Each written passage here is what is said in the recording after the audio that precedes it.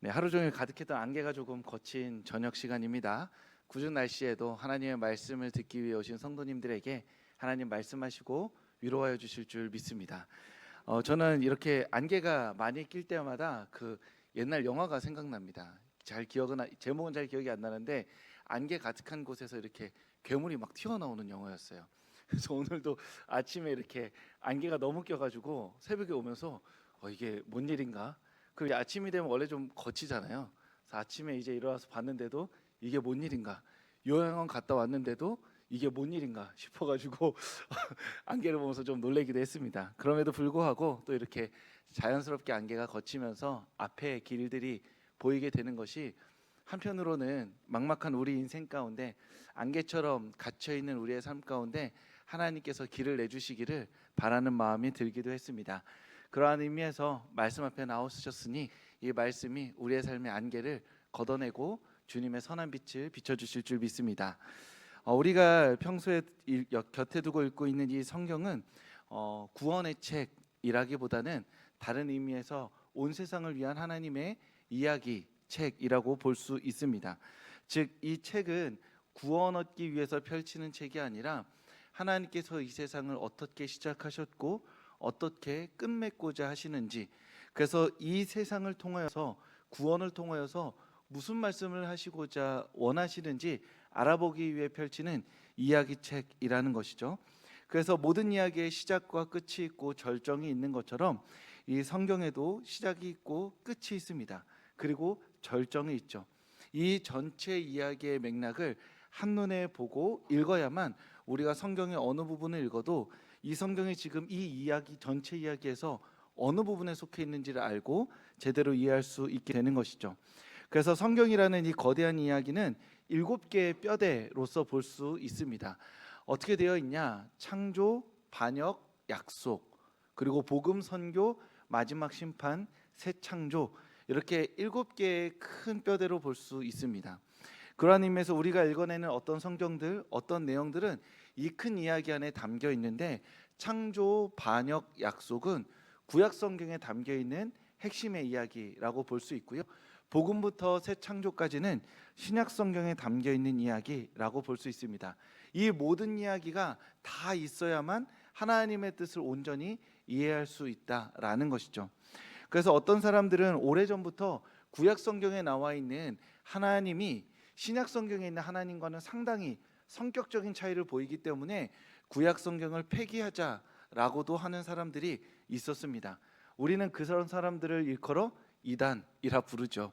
단순히 구약 성경에 있는 하나님께서 어떤 가나안 민족들을 진멸하라 말씀하셨기 때문에 신약 성경과 어울리지 않으니까 구약 성경을 빼자라는 관점으로 볼 것이 아니라 시작과 끝의 이야기가 함께 어우러질 때 하나님을 온전히 이해할 수 있고 예수 그리스도의 구원의 이야기를 풍성히 이해할 수 있다라는 것이 전통이고 정통의 이야기라는 것입니다. 그런 의미에서 이 이야기에는 종종 완벽하다기보다는 중간중간에 어떤 긴장감을 불러일으키는 사건들이 발생하기도 합니다. 예수님의 이야기로 치자면 예수님을 배신하는 가룟 유다가 나오죠. 가룟 유다에 대해서는 할 얘기가 엄청나게 많지만 핵심은 그겁니다. 이 가룟 유다가 배신할지 예수님이 아셨을까? 그 하나님이 배신하게 하신 건가 안 하신 건가? 가룟 유다가 없으면 십자가 사건이 일어날 수 없는데, 그러면 가룟 유다에겐 죄가 있는가 없는가라는 인간적인 상상력을 많이 불러일으키게 되죠. 하지만 이 가룟 유다의 이야기를 그 전체의 이야기에서 본다면 결국 가룟 유다의 배신, 그 흠을 통하여서도 하나님의 궁극적인 뜻을 이루고자 하셨음을 볼 수 있습니다. 중간중간에 이러한 문제들, 오류들이 발생하는 것 같지만 결국 하나님은 이 모든 이야기의 끝에 하나님의 뜻을 이루어 가신다라는 것이 가룟 유다의 배신의 핵심이라는 것이죠. 창세기의 그 선악과 이야기도 마찬가지입니다. 뱀이 나와가지고 선악과를 먹으라고 하와를 유혹하죠. 그러면 하나님이 뱀을 푼 건지 뭐 이런 거부터 시작해서요. 한번 속여볼까 하고 뱀 이렇게 담아놨다가 야 가봐. 그래서 저는 말을 못하는데요. 말할 능력 줄게, 가서 한번 꼬셔봐. 이렇게 했다고 생각할 수도 있으니 이 모든 이야기에서 이런 인간적인 흥미로운 질문들을 끝없이 던지면 답이 안 나옵니다. 그런데 이 전체 이야기로 본다면 결국 유혹하는 뱀을 통해서 사단은 이겼다, 하나님의 뜻을 꺾었다 여겼겠죠. 하지만 하나님은 그 뱀의 유혹마저도 예수 그리스도의 십자가를 통해 꺾어내심으로써 하나님의 온전한 이야기를 이끌어 가시는 분이시다라고 우리가 고백하게 된다라는 겁니다. 그런 의미에서 성경을 이 거대한 이야기로 보는 관점이 우리의 신앙에 도움이 되는 이유가 있다면 우리의 인생에 가룟 유다 같은 인간들이 꼭 등장하기 때문이죠. 뱀 같은 사건들이 발생하기 때문입니다. 그래서 끝났나 보다, 실패했나 보다, 더 이상 앞으로 나아갈 수 없나 보다 라고 생각하게 되는 삶의 어떤 결정적인 문제 앞에서 우리의 삶을 하나님께서 다루어 가시는 큰 이야기로 본다면 우리 인생에 뱀이 112마리가 나와도 가룟 유다가 매일 아침마다 내 속을 긁는다 하더라도 끝내 내 인생은 가룟 유다와 뱀으로 정의될 인생이 아니라 우리의 삶을 향한 하나님의 선하신 뜻이 성취될 삶이라고 믿고 고백할 수 있다라는 것입니다. 만약 그렇지 않다면 우리 인생에 찾아오는 뱀 같은 상황과 인간들을, 가룟 유다 같이 속을 긁는 사람들을 도저히 해석할 수가 없는 것이죠. 그러니 우리는 아침마다 하나님, 벼락이라도 혹시 오늘 이렇게 있는데 벼락이 이제 어쩌다가 또 이렇게 저희 근처 그 주소 근처에 좀 내려가지고 좀 이렇게 혹시나 이렇게 안 좋은 일이 좀 이렇게 막 이런 어떤 저주하는 마음을 가지고 살면서 그 가룟 유다와 뱀이 없어지면 내 인생이 이제 경부고속도로처럼 쫙 뚫리게 하여 주시옵소서라고 기도하게 되는데, 사실은 그런 일이 없으니 우리가 살아보니 가룟 유다와 뱀은 늘 찾아오기 때문에 우리의 삶을 이야기로 보고 끝내 하나님의 선하심이 우리의 전체 인생을 통해 성취될 것을 믿고, 가룟 유다와 그 뱀 같은 존재들은 결국 우리의 인생길 가운데 작은 자갈이라고 믿고 우리의 삶을 하나님 안에서 신뢰하며 살아갈 수 있다라는 것이죠. 그런 의미에서 하나님은 이 성경을 큰 이야기로 우리에게 허락해 주셨고, 또 우리의 삶도 하나님의 뜻이 이루어지는 큰 이야기로 허락해 주셨음을, 그러니 삶의 여러 순간들, 삶의 여러 상황들 속에서도 우리의 삶을 선한 길로 인도하실 그 하나님을 믿고 의지하는 성도님들 되시길 주님의 이름으로 축복합니다. 어쨌든 이 구약 성경을 시작으로 해서 성경의 전체 이야기는 창조부터 새 창조까지 이어지는 큰 이야기인데요, 오늘은 그 창조의 이야기를 함께 살펴보고자 합니다. 이 거대한 이야기의 첫 문장, 첫 단어로서 창세기 1장 1절 말씀인데요, 우리 한 번 더 이 말씀을 선언하듯이 고백하도록 하겠습니다. 태초에 하나님이 천지를 창조하시니라. 아멘. 이 짧은 첫 문장이 중요한 이유는 하나님의 자녀가, 그리스도인들이 이 세상을 바라보게 하는 세계관이라고 부르는 것을 이 문장이 우리에게 가르쳐주고 있기 때문입니다. 세계관이라는 것은 한 사람이 나와 이 우주와 온 세상 만물, 우리가 보는 모든 것들을 바라보게 하는 어떤 창문과도 같은 역할을 합니다. 이것을 가지고 이 세상을 바라보는 것이죠. 즉 우리는 태초에 하나님이 천지를 창조하셨다라는 것을 마음으로 믿고 그 시선을 가지고 이 세상을 바라보는 사람들이라는 것입니다. 그런 의미에서 이 구절은 오늘날 현대의 과학적인 입장에서 언제, 누가 언제, 어디서 어떻게 만들어졌는지 과학적인 관점으로 옳고 그름을 따지는 말씀으로 읽기 이전에 이 말씀을 믿으면 그러면 세상을 어떻게 바라볼 수 있는가를 먼저 질문해야 한다라는 것이죠.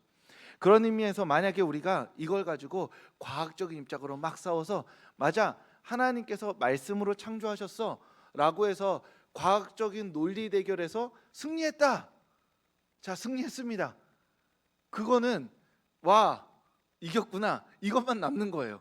자 그럼 승리했으면 그 다음에 무엇이 있어야 되는데, 마냥 이 말씀을 가지고 누군가와의 대립과 다툼과 싸움에서 승리하는 것만 생각한다면 승리 이유를 상상할 수 없다라는 것이죠. 그래서 이 이야기를 과학의 전쟁터 안에서 승리의 이야기로 다루기 이전에 설교의 자리, 예배의 자리에서는 이 말씀이 우리의 세계관을 어떻게 바꾸어 나가는가를 먼저 질문해야 한다라는 겁니다. 그래야만 승리 이후의 삶도 상상할 수 있다라는 것이죠. 먼저 이 세상 사람들은 이 세상을 살아가면서 매우 중요한 자신의 세계관으로 답을 하는 네 가지 질문을 가지고 있습니다. 그 질문이 무엇이냐 하면, 첫째, 우리는 어디에 있는가? 둘째, 나는, 우리는 누구인가? 셋째, 세상은 도대체 무엇이 잘못되었는가? 그리고 넷째, 그 해결책은 무엇인가?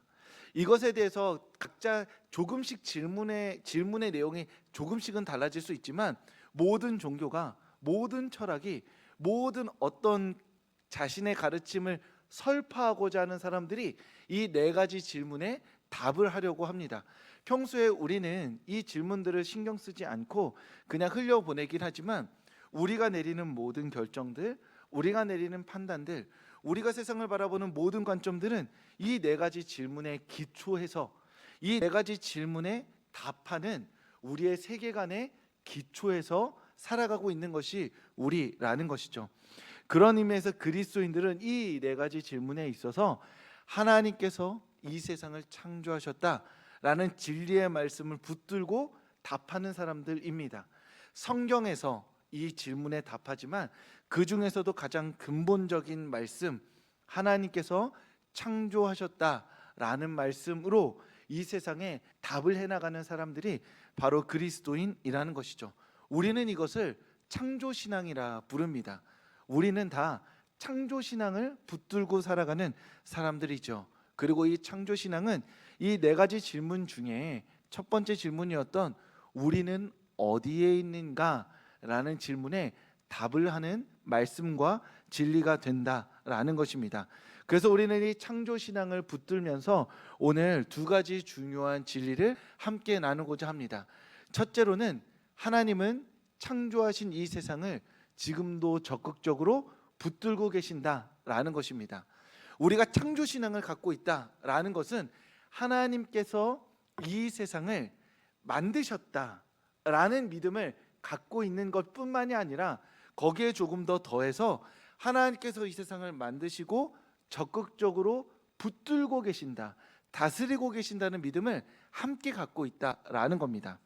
만약 하나님께서 창조한 이후에 야, 잘 만들었다 라고 하시고 그냥 이제 이 세상이 알아서 돌아가게끔, 시계처럼 태엽을 감으면 알아서 돌아가게끔 만드셨다라고 한다면, 하나님은 이 세상과 전혀 상관없는 분이 되시죠.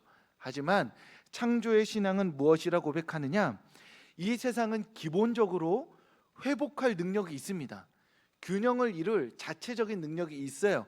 없는 게 아니라 이 세상 가운데 회복과 균형을 가진 어떤 능력이 있지만, 하나님은 끊임없이 이 세상을 유지하고 돌보심으로써 자신을 드러내신다라는 것입니다.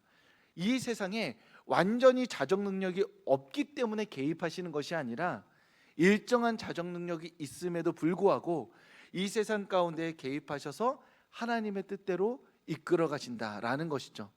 우리가 자녀를 출산하고 낳은 다음에 이 아이가 자신의 독립적인 생각을 가지고 자라가지만, 끊임없이 이 아이의 삶에 개입하고 간섭하여서 이 아이가 되어야 할 한 사람의 독립적 인격으로 교육하고 가르치고 자라가게 하는 것처럼, 그러한 의미에서 하나님은 이 세상을 마치 갓 태어난 자녀처럼 독립된 능력으로 자라지만 개입하여 키우고 돌보시는 분이라는 것입니다. 이 창조신앙의 핵심은 어디로 연결되냐면 기도의 신앙과 연결됩니다. 그냥 하나님 이 세상에 개입하시는군요 까지가 핵심이 아니라, 결국 하나님이 이 세상을 붙들고 있기 때문에 우리는 무엇을 하냐? 기도를 할 수 있다라는 것이죠. 하나님 이 세상을 다스리고 있기 때문에 이 나라와 민족의 역사 가운데 임하여 주시옵소서. 어긋나지 않게 하여 주시고 전쟁의 위협 가운데 평화를 허락하여 주시며, 깨어지고 찢어진 이 나라와 민족의 역사를 평화화로 이끌어 주시옵소서. 이 거대한 기도를 할 수 있는 이유가 있다면 하나님께서 이 역사 가운데 개입하시기 때문입니다. 다스리고 돌보고 계시기 때문이죠. 내가 내 아픈 것 하나님께 왜 기도하나요? 하나님께 어떠한 근거로 기도할 수 있나요? 하나님께서 치유하시는 분이시기 때문에. 그런데 치유는 할 수 있는데 나를 치유는 안 하실 수 있잖아요. 능력은 갖고 있는데 봉인하고 계실 수는 있잖아요. 그런데 우리가 하나님께 내 아픈 몸과 마음을 맡겨드리고 치유의 기도를 할 수 있는 이유가 있다면, 하나님 이 세상 창조하셨고 다스리고 계시고 돌보고 계시기 때문입니다. 하나님께서 돌보시는 그 손길 가운데 아픈 내 몸과 마음을 치유하여 주시옵소서라고 기도할 수 있게 된다라는 것이죠. 우리가 구원받아 마땅한 하나님의 사람들이지만 여전히 완악한 마음으로 하나님을 믿지 않고 있는 많은 하나님의 구원이 필요한 우리의 형제와 자매들, 부모님과 자녀들이 있습니다. 우리가 기도할 때 어떻게 간절한 마음으로 기도할 수 있나요? 하나님께서 이 역사 가운데 임하시기 때문에, 오셔서 구원하시기 때문에, 그 구원하시는 창조의 하나님을 믿기 때문에 우리는 오늘도 기도할 수 있는 것이죠.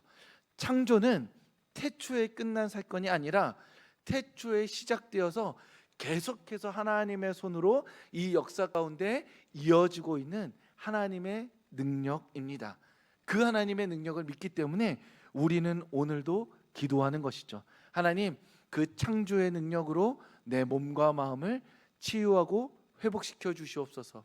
우리의 사랑하는 사람들을 구원하여 주시옵소서.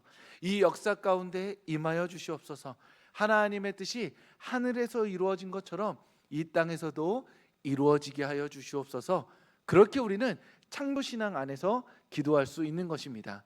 그러니 태초에 하나님이 천지를 창조하셨다고 믿는 우리 서울교회 성도님들, 가열차게 그 하나님을 더 믿음으로 말미암아 하나님께 우리의 기도 제목을 쏟아놓고 우리의 기도 가운데 일하실 하나님을 기대하는 성도님들 되시기를 소망합니다. 두 번째로, 이 세상은 하나님의 선하심으로 충만한 세상입니다. 제가 늘 반복해서 말씀드리며 강조하는 말씀이죠. 하나님께서 태초에 천지를 창조하실 때 6번 좋다 하셨고 7번 심히 좋다 말씀하셨습니다. 물론 우리가 그 이후에 인간적인 타락과 여러 가지 문제들로 말미암아서 하나님의 선하심이 퇴색된 것 같다 할지라도, 이 하나님께서 선하다, 좋다 말씀하신 것이 이 세상의 근본 선언이고 선포입니다. 중간에 막 가룟 유다가 112명이 나와도 뱀 300마리를 하나님께서 푸신 것처럼 느껴진다 하더라도 근본은 무엇이에요? 좋다, 심히 좋다. 이것이 절대 깨지지 않는 하나님의 선언이 된다라는 것입니다. 우리 아이들에 대한 비유를 말씀드렸는데요. 우리 아이들이 평생 효도하는 것이 이제 소위 말하는 3살, 4살 때 효도 다 하고, 이유는 이제 그때의 추억으로 이렇게 사랑스럽게 우리 아이들, 저희 이제 아이들도 이제 하원이도 중학교 1학년이 됐는데 여전히 너무 예쁩니다. 너무 사랑스러워요. 너무 행복합니다.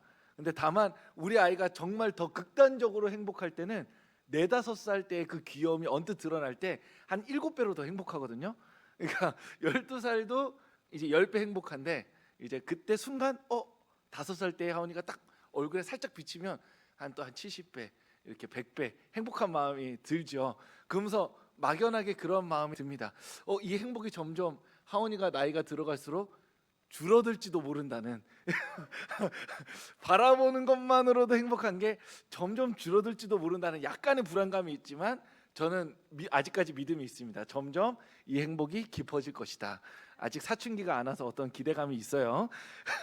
그러한 것처럼 그때의 근본적인 행복이 우리 아이들을 향한 평생의 실수와 잘못에도 불구하고 아이를 향해 사랑을 고백할 수 있는 근본이 되는 것처럼, 이 세상의 어그러짐과 망가짐에도 불구하고 좋다를 6번 하시고 심히 좋다를 마지막까지 하신 그 하나님의 선하심이 이 세상 가운데 여전히 가득하다고 믿게 된다라는 것이죠. 예를 들어 어떤 식당에 갔습니다. 좋다고 맛있다는 이야기를 7번 하기가 쉽지 않잖아요. 그렇게 7번 한 그 맛이 조금씩 변해간다 하더라도 그 맛의 기본 근본은 그 좋음에서 그렇게 멀리 가지 않는 것처럼, 이 세상의 선하심은 여전히 이 세상에 가득하다고 믿고 창조하신 하나님의 그 선하심을 기대하며 이 세상을 바라보는 것이 그리스도인이라는 것이죠. 물론 때때로 우리의 기대를 무색하게 만드는 일들이 발생합니다. 여전히 전쟁이 있고요. 고통은 반복됩니다.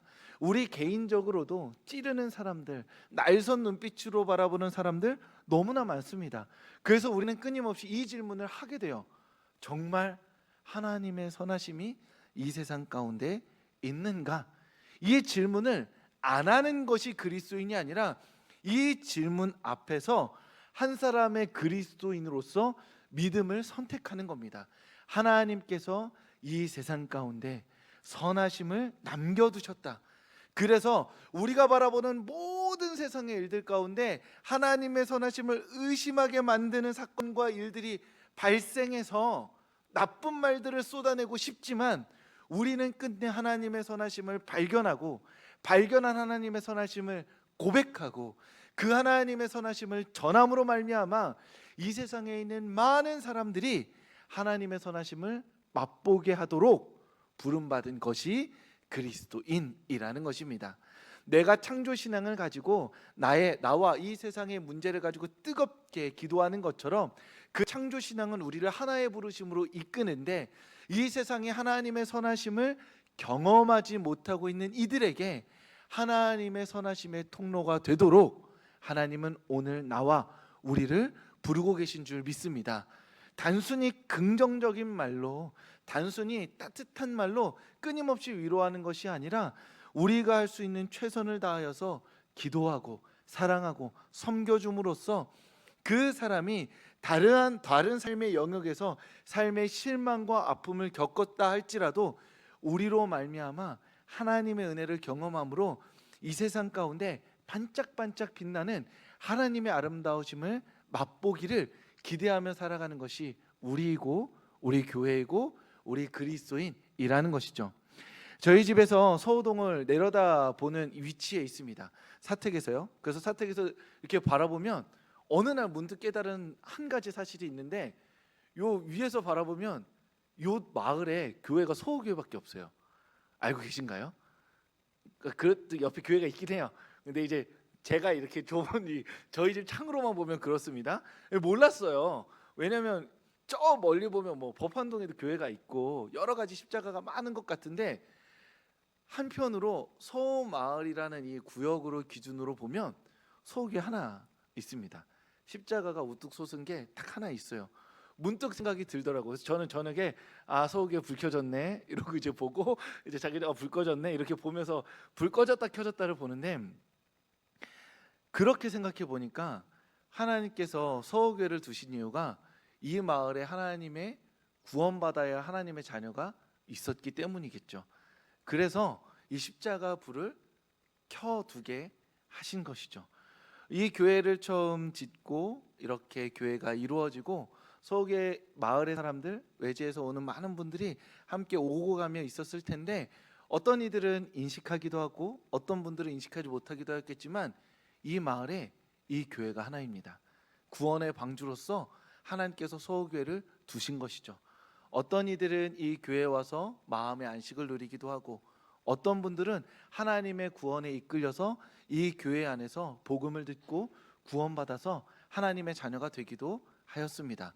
서옥교회의 쓸모는 다른 어떤 데 있는 것이 아니라 이 마을 가운데 하나님의 은혜의 통로로서 여전히 쓰임받고 있다라는 것이죠.